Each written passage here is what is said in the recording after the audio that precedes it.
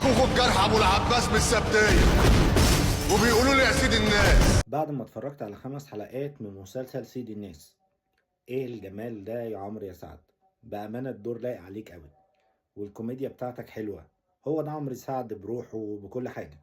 بس بجد فعلا الله يكون في عونك. انا بقى نفسي افهم يعني ايه عنقودي وجرحي عارف كل حاجة. هو ده الحلقات اللي من بعد ما رشدي ما مات وهي برعاية عنقودي وجرحي عارف كل حاجة.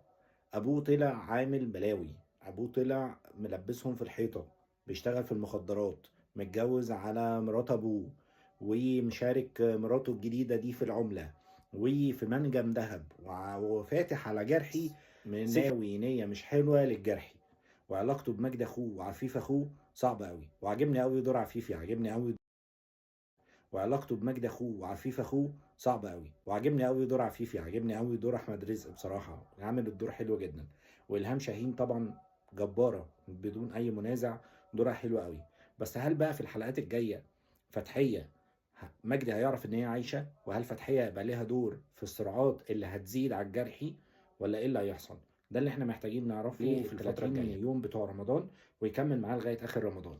تابعوني علشان تعرفوا كل جديد. مستني تعليقاتكم في الكومنت. سلام.